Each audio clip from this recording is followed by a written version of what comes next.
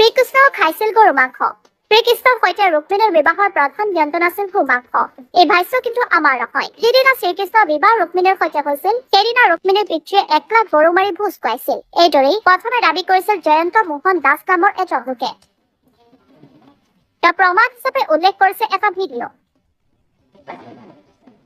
এই ভিডিঅ'টোৰ মতে ব্ৰহ্ম বৈবৰ্ত পুৰাণতেই শ্ৰীকৃষ্ণৰ বিবাহত গৰু মাংসৰে ভোজ পতাৰ উল্লেখ আছে। শ্ৰীকৃষ্ণৰ জন্মখণ্ডৰ 106 নং অধ্যায়ত ৰুক্মিণীৰ বিবাহতেই গো মাংসৰে ভোজ পতাৰ আছে প্ৰমাণ। কেইজন বক্তাৰ মতে বৰযাত্ৰীক আপ্যায়নৰ বাবে 1 লাখ গাই গৰু বলি দিয়া হৈছিল। লগতে 2 লাখ পহা 6 লাখ নীল গাই মাংসৰে বৰযাত্ৰীক আপ্যায়ন কৰিছিল ৰুক্মিণীৰ পিতৃয়ে। এই অচিনাকি বক্তাৰ ভাষ্যকে ভিত্তি কৰি জয়ন্ত মোহন দাসে শ্ৰীকৃষ্ণক ভূভাৰত হিচাপে অভিযোগ কৰিছে।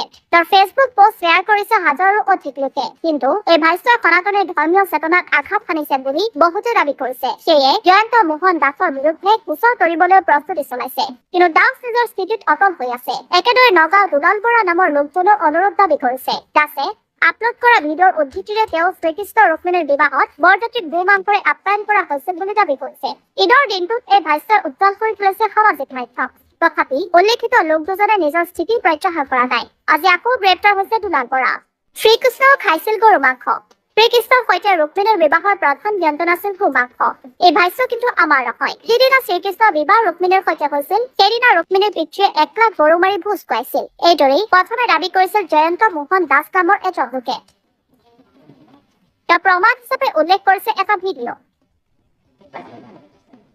এই ভিডিঅ'টোৰ মতে ব্ৰহ্ম বৈবৰ্ত পুৰাণতেই শ্ৰীকৃষ্ণৰ বিবাহত গৰু মাংসৰে ভোজ পতাৰ উল্লেখ আছে। শ্ৰীকৃষ্ণৰ জন্মখণ্ডৰ 106 নং অধ্যায়ত ৰুক্মিণীৰ বিবাহতেই গো মাংসৰে ভোজ পতাৰ আছে প্ৰমাণ। কেইজন বক্তাৰ মতে বৰযাত্ৰীক আপ্যায়নৰ বাবে 1 লাখ গাই গৰু বলি দিয়া হৈছিল। লগতে 2 লাখ পহা 6 লাখ নীল গাই মাংসৰে বৰযাত্ৰীক আপ্যায়ন কৰিছিল ৰুক্মিণীৰ পিতৃয়ে। এই অচিনাকি বক্তাৰ ভাষ্যকে ভিত্তি কৰি জয়ন্ত মোহন দাসে শ্ৰীকৃষ্ণক ভূভাৰত হিচাপে অভিযোগ কৰিছে।